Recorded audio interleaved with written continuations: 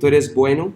Gracias porque nos permites un día como hoy, Señor, de votaciones, buscar tu rostro, pero también entender que somos ciudadanos y debemos cumplir con nuestro derecho y nuestro deber a votar. Pero debemos hacerlo a conciencia, debemos hacerlo por convicción, no por favores, no por otra cosa, no por dinero, porque nos pagan, etcétera, sino a conciencia, para romper esta cadena de corrupción. Y ayúdanos, Señor, a quien quede elegido, Señor, que podamos orar por esa persona, que podamos clamar por aquellos elegidos para que puedan gobernar bien. Y si podemos escribirle en momentos donde estén haciendo cosas injustas, podamos hacerlo. Pero todo decentemente y en orden, Señor. Ponemos este tiempo de tu palabra ante tu presencia. Y damos gracias porque tu Espíritu está en medio de nosotros y nos guía. Trae paz, Señor, a Colombia en medio de un día como hoy. Oramos, Señor, para que ningún atentado, Señor, pueda darse, que no haya disturbios, que no haya desmanes, que no haya destrucción, Señor. Guarda este país, Señor, y guarda a cada uno de los nacionales. En tus manos estamos. En nombre de Jesús, amén. Le pido que abra su Biblia en Tito capítulo 2. Tito capítulo 2, ya la vez pasada y antepasada estuvimos viéndolo. Primero vimos la introducción, versículos del 1 al 5, y veíamos Tito, ¿cierto? Que eran las características del verdadero Hijo de Dios. Luego vimos Tito de los versículos, se me fue un momentico, 5 hasta el 16, pero lo dividimos en dos partes, del 5 hasta el 11 y luego lo dividimos hasta el 16. Entonces, perdón, de 5 al 9 y luego del 10 al 16. Así es. Hoy vamos a empezar con Tito 2 y vamos a verlo en dos partes también. Y va a ser del versículo 1 hasta el versículo 10. Dice así la palabra del Señor. Pero tú habla lo que está de acuerdo con la sana doctrina. Que los ancianos o los adultos sean sobrios, serios, prudentes, sanos en la fe, en el amor, en la paciencia. Las ancianas o mujeres adultas, asimismo sean reverentes en su porte, no calumniadoras, no esclavas del vino, maestras del bien, que enseñen a las mujeres jóvenes a amar a sus maridos y a sus hijos, a ser prudentes, castas, cuidadosas de su casa, buenas, sujetas a sus maridos, para que la palabra de Dios no sea blasfemada. Exhorta asimismo a los jóvenes a que sean prudentes, presentándote tú en todo como ejemplo de buenas obras, en la enseñanza mostrando integridad, seriedad, palabra sana e irreprochable, de modo que el adversario se avergüence y no tenga nada malo que decir de vosotros. Exhorta a los siervos a que se sujeten a sus amos, que agraden en todo, que no sean respondones. Amén. Bien, quisiera empezar recordando un poco de la vez pasada. Tito es una carta preciosa y nos deja ver cómo el Señor nos rescató, pero no para que andásemos de cualquier manera, sino para que anduviésemos en Él, para tener un sentido de pertenencia, para estar dentro de Él. Y por eso no podemos vivir de la forma que nosotros queramos. Y en eso se va a sintetizar la carta de Tito.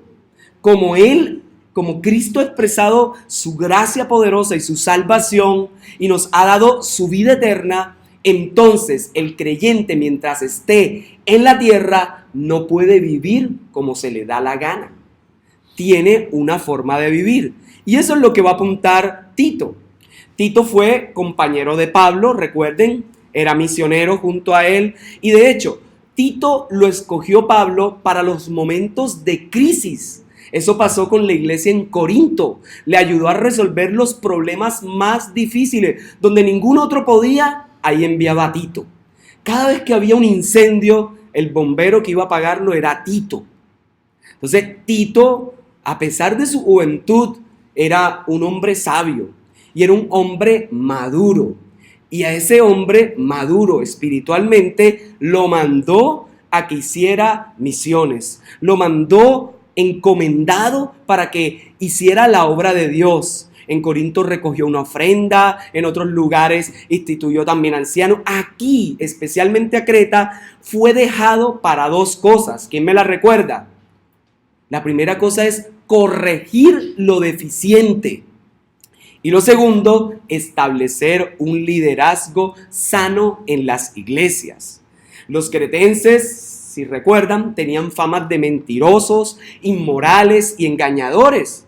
Por eso la carta a Creta llama la atención a que no se acomoden en la iglesia con el estilo de vivir cretense.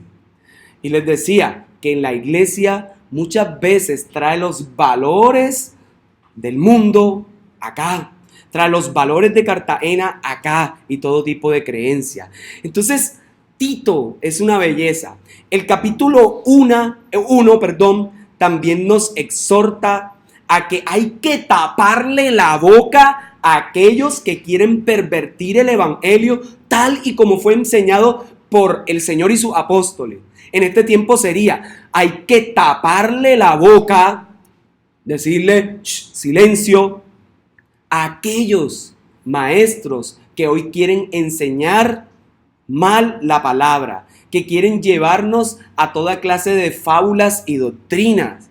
A esos. Por eso es que el texto dice, hay que tener cuidado de los de la circuncisión, quienes aunque no nacieron, ¿cierto? No nacieron en Israel, sino que nacieron en Creta y eran cretenses, étnicamente eran judíos y ellos siguieron cantidad de fábulas. Por eso para el apóstol Pablo es imperativo que esos que con su mente impura buscaban la santidad a través de ritos, a través de toda clase de cosas, esos tienen que ser silenciados, corregidos. Ellos no pueden seguir enseñando porque lo hacen para envolver a las personas en sus prácticas impuras. Y eso era lo impuro que veíamos la vez pasada. El texto se refería a la impureza, es como para ellos todo es malo, entonces necesitan ritos. Y por eso es que Pablo dice, para los impuros todo lo es impuro, pero para los puros todo es puro. No se necesita nada más que creer que Jesús nos ha lavado y nos ha limpiado con su sangre. No necesitamos celebrar toda clase de fiestas judías. Entonces, el Dios en el cual han creído los cristianos es un Dios que no miente.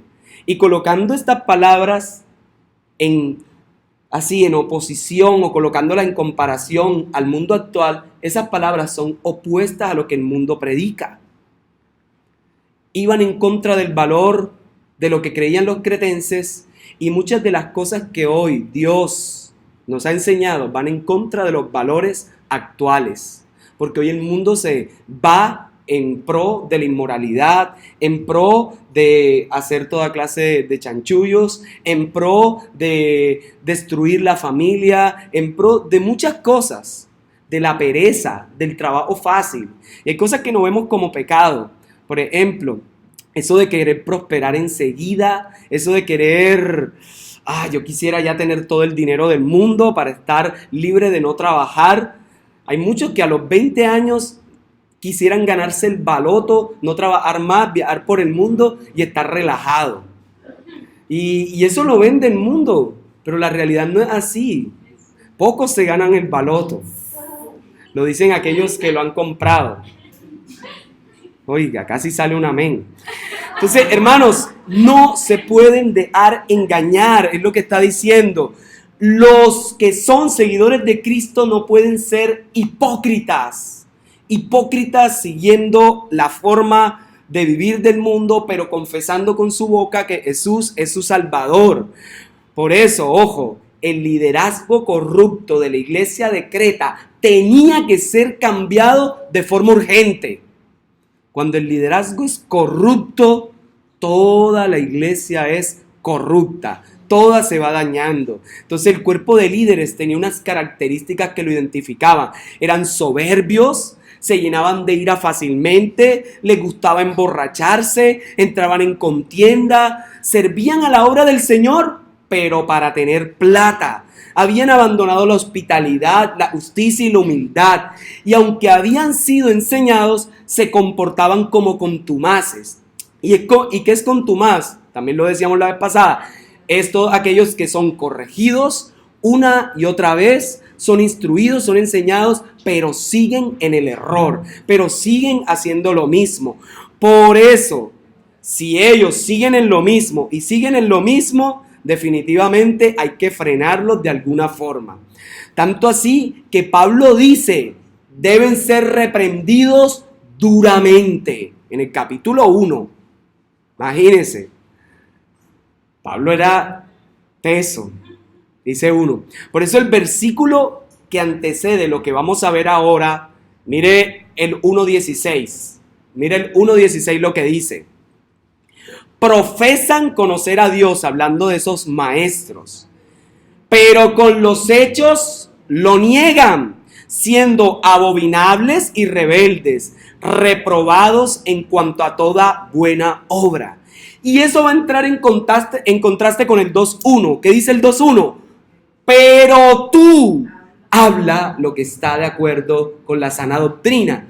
Y ese contraste es el que inaugura nuestro capítulo. Si la organización de la iglesia se traduce en corregir lo deficiente, llegando a su clímax, nombrando a los ancianos, y si la verdad se expresa en razón de predicar la sana doctrina, que dijimos que son las buenas enseñanzas del Señor, los mandamientos del Señor, entonces el testimonio del creyente o su vida debe reflejar o se debe expresar en buenas obras y prudencia. En eso va a converger toda la enseñanza del capítulo 1. El 2 es la carne del sándwich. Porque la mayoría en la iglesia, ¿cierto? Casi todos pertenecen a una familia. Pocos viven solo, pero la enorme mayoría vive en familia. Por eso, el segundo capítulo de 3, que es la carne del sándwich de Tito, es el comportamiento dentro de la familia. Son las características de una verdadera familia de Dios. Porque la familia es la que estructura y compone la sociedad. Y si la familia está mal, toda la sociedad va a estar mal. Por eso es que siempre hay que instruir desde ello. Entonces, los versículos 1 al 10, Pablo le ordena a Tito, en esta carta, que en cada uno de los 5 grupos claves de la iglesia cretense se testifique el evangelio a través de los valores, la conducta, la disposición y la confiabilidad. Entonces, mire el primer grupo, versículos 1 al 2, o el 2. Dice, los hombres mayores o los ancianos. Yo le decía la vez pasada, aquí en el capítulo 2, la palabra anciano ya no es de líder, ahora es de hombre adulto, de 38 años para arriba, 37 en esa época. De hecho, se sorprenderían, muchos ya eran a esa edad abuelos. Para que sepan, muchos ya eran abuelos a esa edad porque se casaban muy jóvenes. Entonces, el segundo grupo eran las ancianas o mujeres mayores. Capítulo 3 al 4a. Aquí tenemos ancianas, tenemos mujeres mayores, adultas. A eso le vamos a llamar. El tercer grupo eran las mujeres jóvenes, del versículo 4b al 5. Aquí hay mujeres jóvenes. Amén. Eso. Y el cuarto grupo, versículos 6 al 8, los hombres jóvenes y Tito. Ahí meten a Tito. Los hombres jóvenes y Tito. Y el último grupo, versículos 9 al 10, los empleados, los siervos.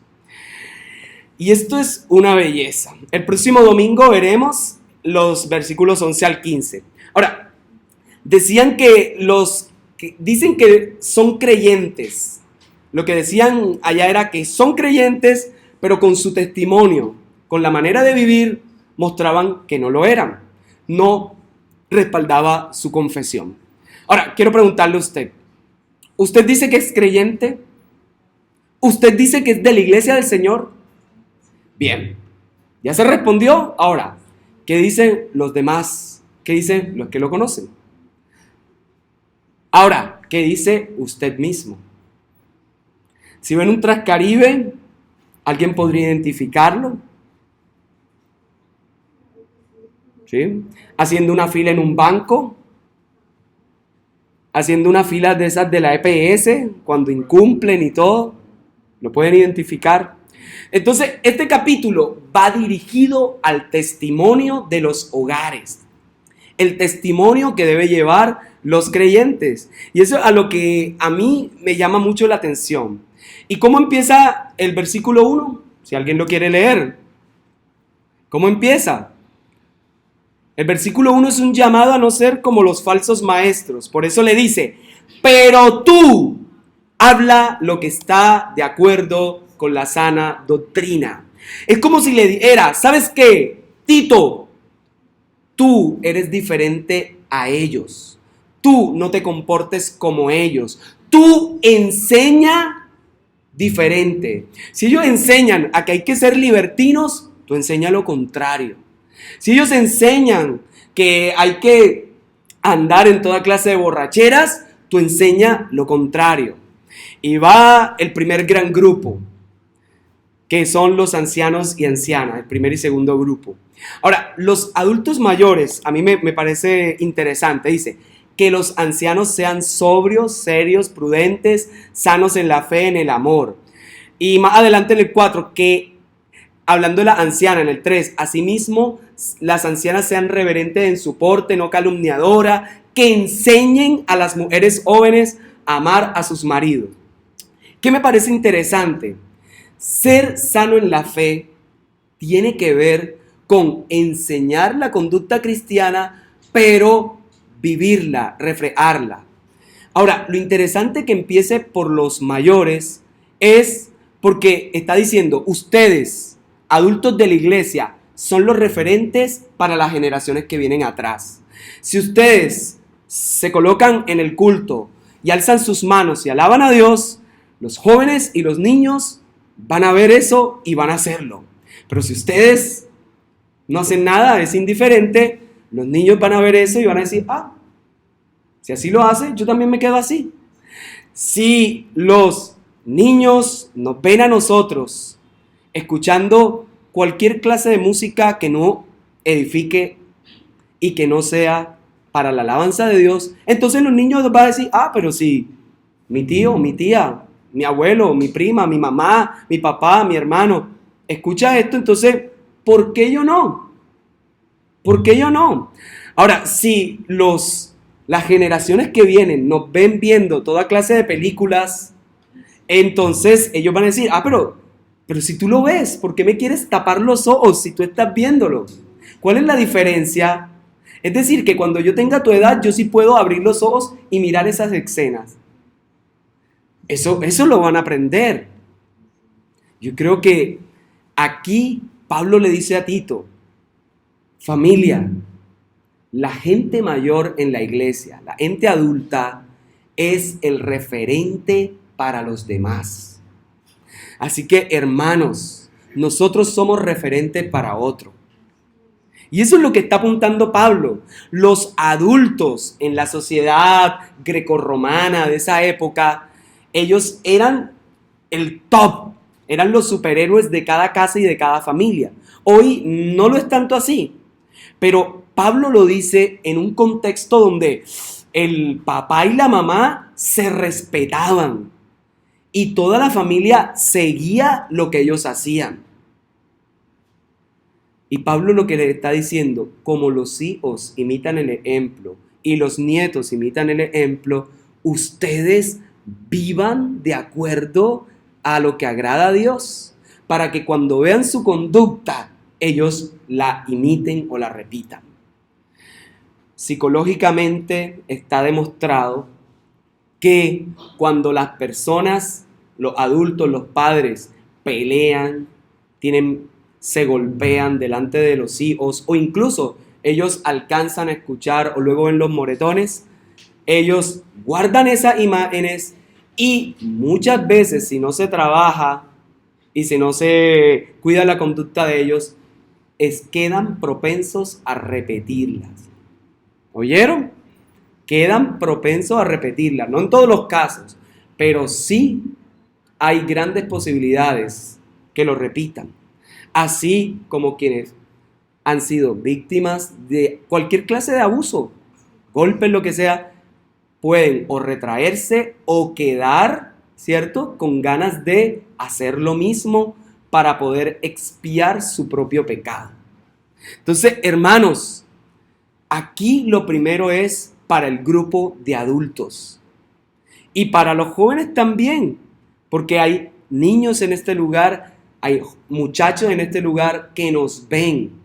Y si nosotros decimos cualquier clase de palabra, ellos van a decir, entonces la conducta cristiana permite que uno hable así. Si uno se ríe de cualquier chiste que está viendo, no sé, en la televisión o algo y era de doble sentido y le da risa, entonces a veces los niños no se ríen y dicen, pero el papá, y enseguida, pero si se rió entonces no tiene nada de malo. El Señor está hablándole al grupo de los adultos, diciéndole, miren, ustedes tienen que ser maduros, tienen que madurar.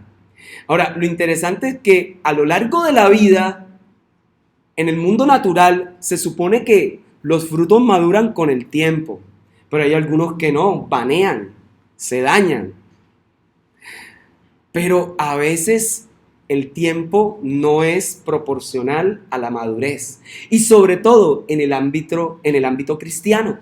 A veces nosotros pensamos que por tener 10, 15, 20, 30 años en la iglesia, 38 años en la iglesia, 40, 50, ya esa persona es maduro espiritualmente.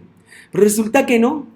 La madurez no es por las veces que venga uno a la iglesia, es por el tiempo que uno se somete a la voluntad de Dios, por el tiempo en que uno tiene intimidad con Dios, por el tiempo en que uno obedece a Dios. Eso va a mostrar la madurez. Por eso a veces hay personas que uno ve, tienen un año en la iglesia y uno dice, wow, qué ejemplo y cómo ha crecido. Y cómo, mejor dicho, cómo se mueve, cómo hace. Tienen 2 años, wow. Y ya cuando tienen 5 años ya se ven maduros. Pero hay personas que pueden tener 20 años en la iglesia y uno dice, ¿qué hace aquí? ¿Es creyente? A mí me ha pasado, yo he visto de eso y vi muchos. Yo recuerdo cuando había gente que yo decía, pero ¿qué pasa? Y estaba niño y había gente que tenía como 100 años en la iglesia. Yo decía, pero ¿qué les pasa? Esa fue la hipérbole. Pero eso lo ve uno dice, ¿qué es esto?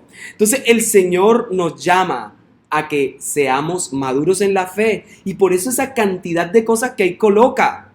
Y la madurez no se da por los años, sino por obedecer al Señor y a su palabra. Hermanos, somos ejemplo a nuestra familia y debemos ser cartas abiertas para que otros lean a Jesús.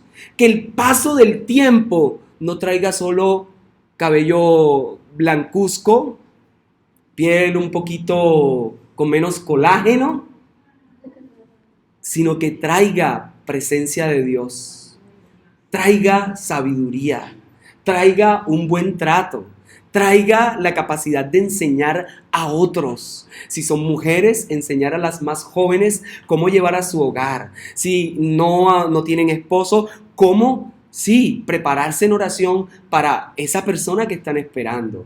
Hombres, también preparar a los otros hombres.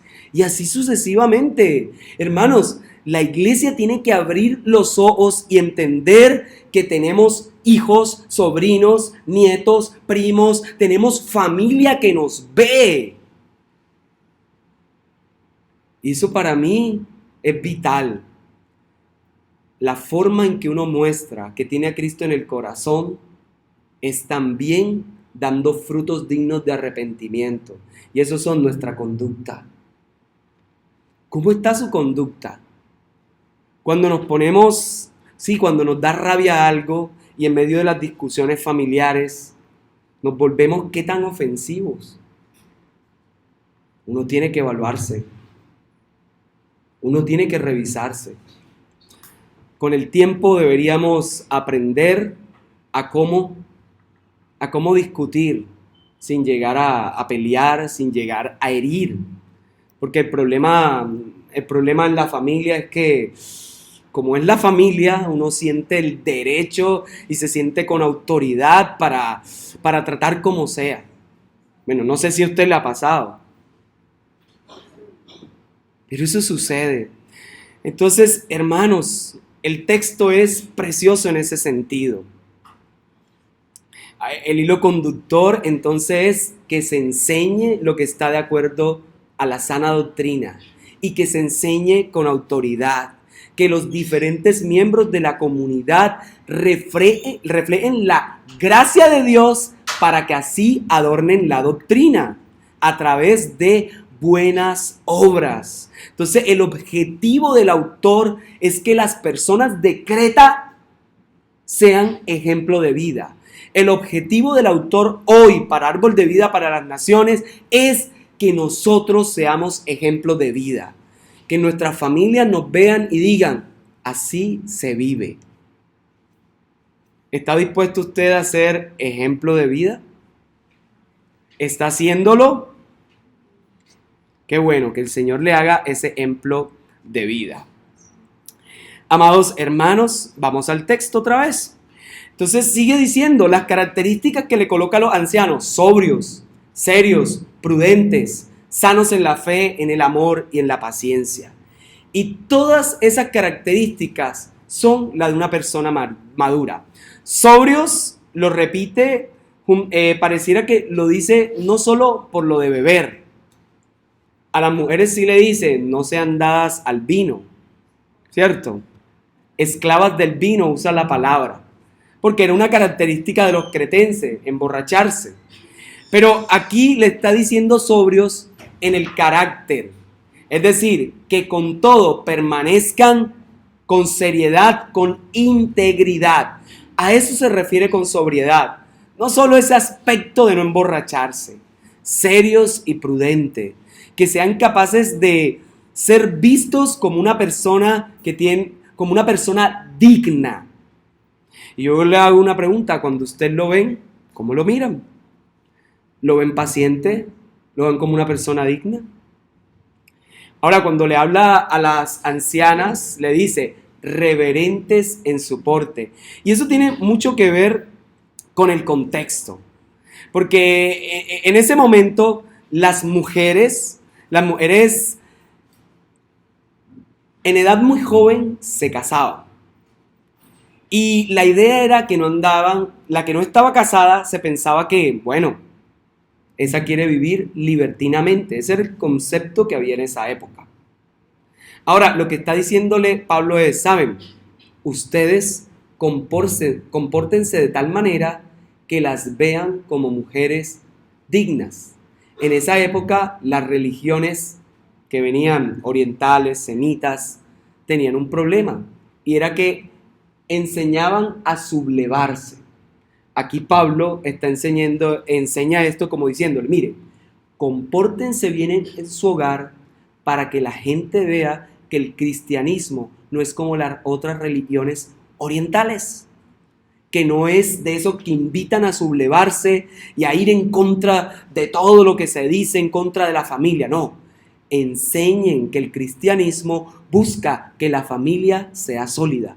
Por eso Pablo lo dice ahí. Por eso dice reverentes en su porte. Ahora, esa palabra realmente, si uno lo mirara más literal, quiere decir que las ancianas se comporten como algo sagrado, así como cuando los sacerdotes se dedicaban en el Antiguo Testamento a los oficios. Eso es lo que le está diciendo ahí. Mujeres, como si ustedes se comportaran como los sacerdotes del Antiguo Testamento y sirvieran de forma honorable y sirvieran como si fuera un oficio sagrado a Dios. En esa época, las mujeres normalmente no se dedicaban a los empleos como ahora, pero lo que el mandamiento allá era: en su hogar compórtense porque Dios las ungió para servir a su familia. Hoy sería: sirvan a su familia porque Dios las ha ungido para eso. Pero si están trabajando, también sirvan en sus trabajos como si Dios las hubiese ungido para eso. Y es hermoso ese texto.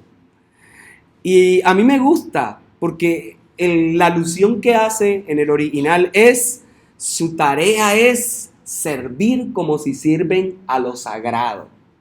En esa época recuerden que en el Antiguo Testamento solo los hombres eran sacerdotes y servían en el templo. Con Cristo ahora dice que nosotros somos, cierto, un reino de sacerdotes, reyes y sacerdotes para nuestro Dios.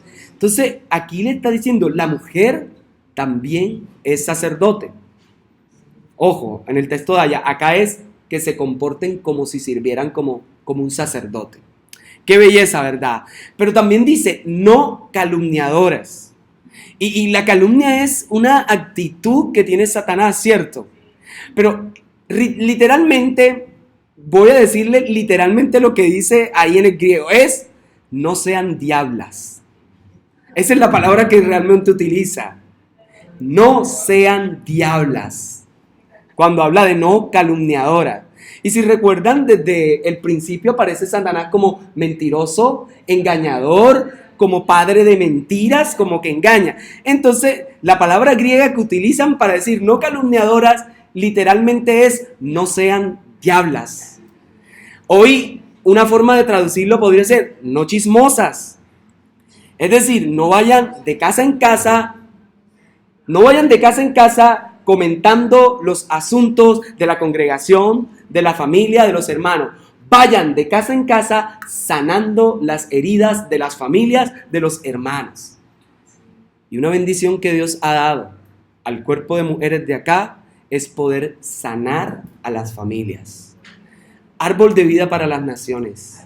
Dios está diciéndole a las mujeres de esta iglesia: son sanadoras. Son las que van por las familias dando palabra de Dios, contrario a lo que el mundo hace. Van de casa por casa en chisme. Y Dios ama que la mujer vaya sanando vidas.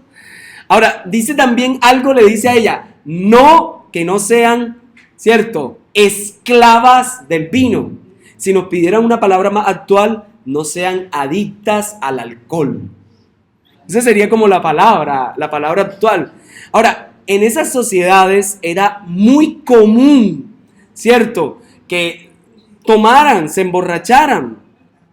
Pero hoy podríamos decir, tanto para el hombre como para la mujer, que seamos sobrios y que nos guardemos de cualquier clase de sustancia que nos lleve a actuar fuera de control, fuera de sí. Porque hoy no solo es las bebidas, hoy son pastillas o incluso hay personas que hacen otra clase de cosas para perder el control. Entonces aquí a las mujeres, en contraste a todo eso, le dice: más bien sean maestras del bien. La palabra literal es: sean maestras de lo que es excelente. Y a mí me gusta esto, porque si hay algo que la mujer suele desarrollar, es eso de ser maestra. Porque en el hogar enseñan. Hay otras que se están ya preparando para enseñar. Pero normalmente las mujeres casi siempre tienen ese rol O las mamás no enseñan, no instruyen. Los padres también. Pero aquí las mujeres enseñan. Y ahora me dirijo a esa sociedad. Las mujeres en esa época, como se encargaban de la crianza de los niños, entonces Pablo va a tomar esa analogía para decir, ¿saben qué? Es que no solo se trata de eso. Enseñen a todas las mujeres cómo es la actitud, cómo es el comportamiento. Ahora, vamos al siguiente grupo, las mujeres jóvenes. Y las instrucciones que le dicen, ¿saben qué van a enseñar? A que amen a sus maridos. Es decir, literalmente es encariñense de su propio esposo, amen a su propio esposo. Y uno de los problemas que puede haber en esto del matrimonio es que algunas pueden tener a su esposo, pero se pueden encariñar también sentimentalmente con otro, sin tener relaciones, sin decirle siquiera a la otra persona, pero terminan encariñándose con otro y terminan diciendo, ojalá mi esposo tuviese todas estas cualidades, y prefieren pasar más tiempo con X o Y persona que con su cónyuge. Ahora, yo sé que hay cónyuges difíciles. Yo sé que hay cónyuges que de pronto acercarse es como si fuera una brasa, una fogata. Pero es su cónyuge. Y por algo usted escogió a su cónyuge. Usted escogió esa fogata. Entonces, abrace esa fogata. ¿Sí? Bueno. Y como dicen, decían, de pronto fue un paquete chileno. Bueno, entonces hay que fijarse bien. Por eso, mirar el tiempo de amistad. Por eso es importante conocerse. Por eso es el tiempo del noviazgo. Bueno, realmente ni el noviazgo, digo. La amistad es más importante. Porque en la amistad uno sabe cómo es el otro y sabe que viene el otro. El noviazgo ya nos vamos a casar. Ya nos proyectamos en 1 año, en 2 años, en 3 años nos casamos. Pero la amistad es lo más importante. Porque ahí es donde uno ve todo. No, ¿cómo? Es que no lo vi. Alguien debió ver eso. Por eso hay que referenciar. Ahora no digo que vamos a andar paranoico preguntando, ay, ¿y tú qué opinas de ella? ¿Tú qué opinas de ella? No. Eso se nota. Pero también dice, amar a los hijos. Y me encanta el orden como lo pone Pablo. No dice, amen a sus hijos primero, o cuiden a sus hijos, sino primero es al esposo. Porque ese es el orden de Dios. Nadie es una carne con sus hijos. Se es una carne con el cónyuge. Así que esta sociedad nos ha, a través de la televisión, enseñado que no. Lo más importante son mis hijos, y mis hijos, y mis hijos. Y muchas se dedican tanto a los hijos que descuidan a su hombre, a su esposo. Y se es una carne con el esposo. Y lo mismo le pasa a la esposa. Y por eso va a encontrar muchos conflictos donde madres que de pronto se dedicaron tanto a su hijo y dejaron a su esposo, que cuando el hijo se casa y se va de la casa, la mujer queda con un hombre que dice, ¿y ahora qué hago? ¿Y qué le queda? Volver a llamar a sus hijos y estar otra vez rebuscando a sus hijos, interfiriendo en el matrimonio de sus hijos y muchas veces dañando el matrimonio de sus hijos. Perdonen que lo diga así, pero a veces pasa eso. Y aquí el orden es, ame a sus esposos y luego ame a sus hijos. Así que ese es el orden de Dios. Por eso hay tantas distorsiones. Ahora, lo siguiente es, enséñele a esas mujeres jóvenes a que sean prudentes, sensatas. Es decir, que tengan un carácter discreto, que sepan actuar como mujeres virtuosas, que sepan someterse a sí mismas. Sean prudentes. Y vea, si hay algo que nos afecta, no solo a mujeres, a hombres nos afecta, es la imprudencia. A veces hablamos de más, a veces decimos de más, a veces nos metemos de más y donde no hay lío, se forma un lío. Y Dios está diciéndole a las mujeres mayores, enséñenle a las otras a que no sean imprudentes, a ser castas, pura. Y esa palabra que aparece ahí me parece interesante, porque se lo está diciendo a la iglesia, sean castas. Y uno dice, pero ¿cómo así? Pero si supone que son cristianas. Y eso a mí me llama la atención, ¿cierto?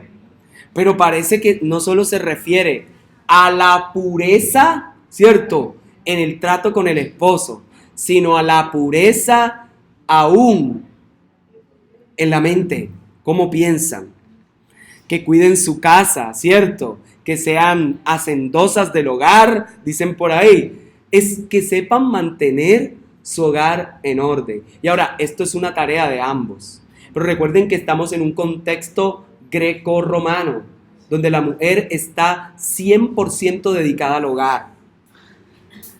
Hoy, tanto hombres como mujeres debemos dedicarnos al cuidado del hogar y debemos velar porque todo esté bien.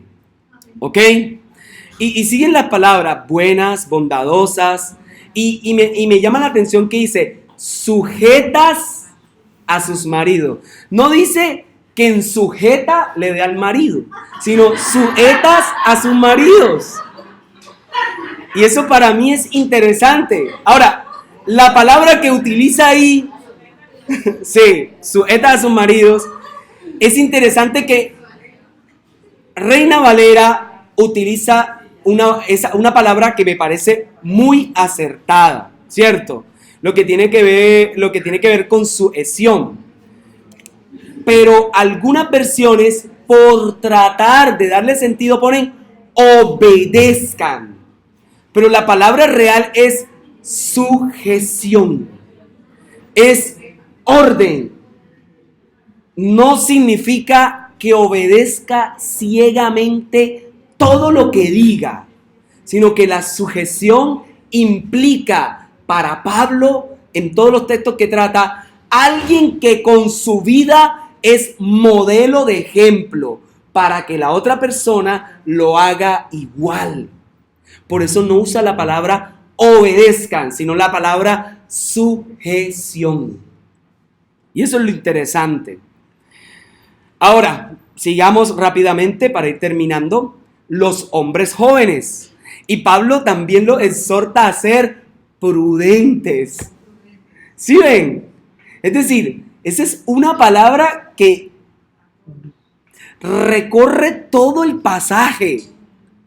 Pareciera ser que la característica de los cretenses también era la imprudencia. Ahora, ¿qué nos quiere decir hoy el Señor a nosotros? Quiere afirmar que nosotros debemos ser sobrios en nuestra manera de comportarnos. Es decir, que no solo nuestra mente esté sujeta a Dios, sino que nuestros actos. Que la gente cuando nos vea no diga, miren cómo actúan alocadamente. Y a mí me preocupa que muchas veces la iglesia es vista como un ente que va caminando por la vida loca, que hace lo que se le da la gana y corre y dice y no sé qué, y es oportunista, que si está pasando ahí, por ejemplo, la iglesia hoy, ¿por qué no se pronuncia, no sé, contra lo de reducciones al salario para la juventud? Sino que tenemos que esperar un punto coyuntural donde aparezca alguien que, no, vamos a aprovechar, y así, la iglesia es la que hay que protestar, si van a protestar desde ahora. Hay tantas cosas por las cuales decir, debe haber justicia en esto.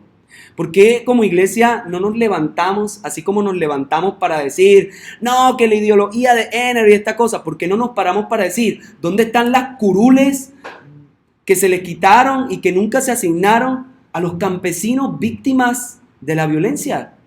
¿Por qué no nos paramos y gritamos y decimos eso a los cuatro vientos? Entonces, a veces nos comportamos alocadamente y de forma oportunista, esperando solo esas cosas. Hermanos, no tenemos que esperar situaciones como esas para andar gritando arengas por la calle. No, no necesitamos momentos. Tenemos que ir en todo tiempo procurando el bien.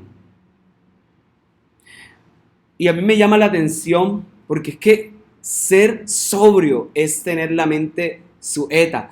Primera Pedro capítulo 1:13 dice: ceñid los lomos de vuestro entendimiento. Es decir, sujeten su entendimiento. Eso es lo que está diciendo allá Pedro.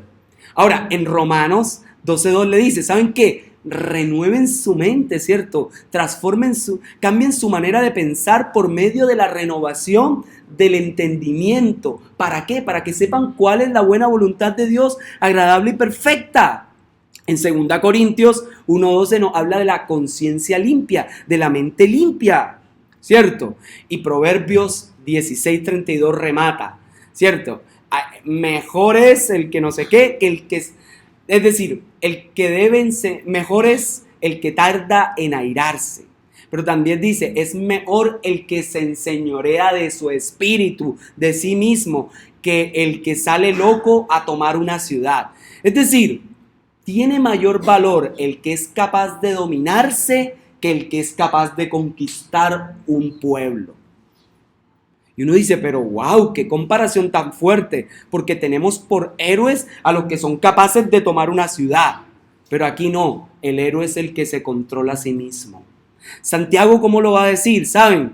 La lengua es un órgano diminuto, pero puede encender un bosque, no solo un bosque, sino la rueda de la creación.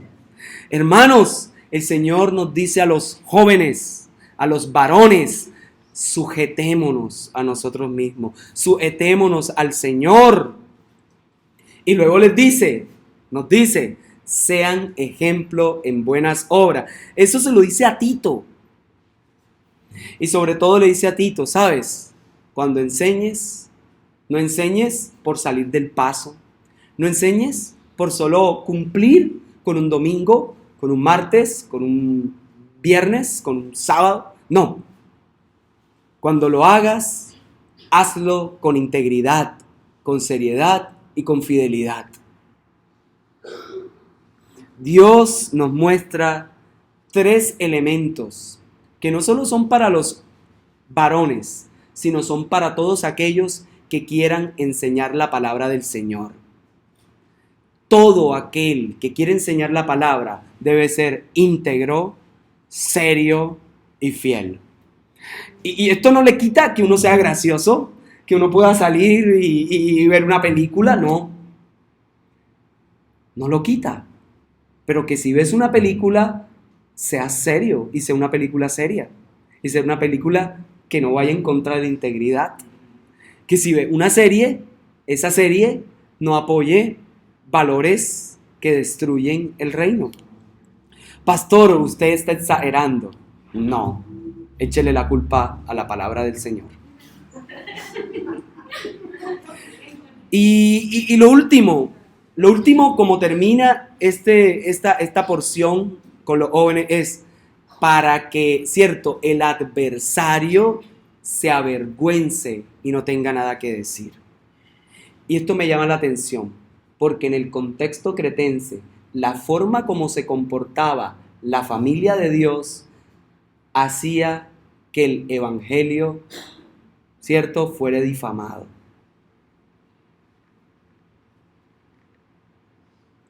¿Pasa eso hoy? Pasa. A veces ven a la familia cristiana y es la familia donde más se grita, donde más se pelea, donde más se parten platos, donde más se rompen cosas. A veces pareciera que es la única familia del barrio o de la fila donde se oyen todas las cosas. Por eso le dice, para que el adversario se avergüence y no tenga nada que decir. Pablo quiere decirle a la familia las características de la verdadera familia de Dios. Que nadie se avergüence, que el adversario se avergüence porque no tiene nada que decir. Ahora, ¿Quién es el adversario? No solo es Satanás, sino sus seguidores, los falsos maestros, las personas que nos siguen, que ellos se avergüencen, porque cuando dicen algo es mentira. Hermanos, que nadie pueda juzgarle, que nadie tenga nada que decir en su contra. Y finalizo. Al final habla de los siervos. En esa época existían aún los esclavos. Hoy en día, lo más parecido podría ser lo que tenemos que cumplir con el empleo todo el tiempo y a toda hora. Lo bueno es que nos pagan. A los esclavos no les pagaban. Pero miremoslo como siervos hoy. Y las cosas que le dice es que sean sujetos a sus amos. Obediencia. Ahora, ¿cómo podríamos ver hoy la obediencia? Las responsabilidades y las tareas que nos han encomendado, propias del cargo, ya sea en el hogar o sea en otro lugar, las cumplamos. No perdamos el tiempo. Hay muchos trabajadores que les gusta perder el tiempo. El Señor te dice, ahí, obedece, no pierdas el tiempo, ¿cierto? Que agraden en todo. Yo creo que nos llama a ser diligentes. Una de las cosas que enseño en la universidad tiene que ver con la eficiencia y la eficacia. La eficacia es lograr los objetivos, pero la eficiencia es lograrlos, pero optimizando los recursos, es decir, reduciendo los costos. Aquí sería lo mismo, que agraden en todo, ser eficientes, ser diligentes, ser aquellos que son capaces de, en el trabajo que nos coloquen, hacerlo y hacerlo de la mejor manera y sin despilfarrar. No, que vamos a suponer, tengo que pegar banderas. Entonces, que sea capaz de utilizar la cinta eficientemente. Si hay una cinta, tratar de utilizarla bien y no desperdiciar y tirar y dejar todo en el piso, no.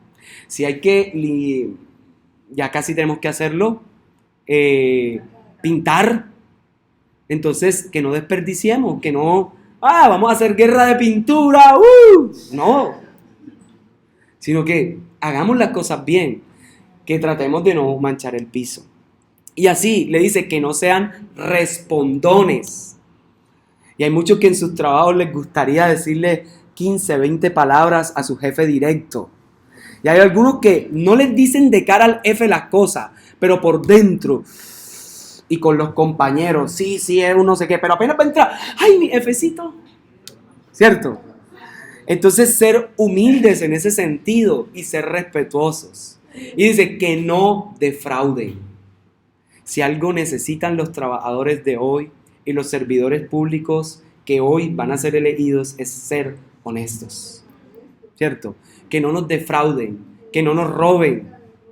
Pero resulta que la cultura del robo no es de ellos, viene muchas veces del hogar.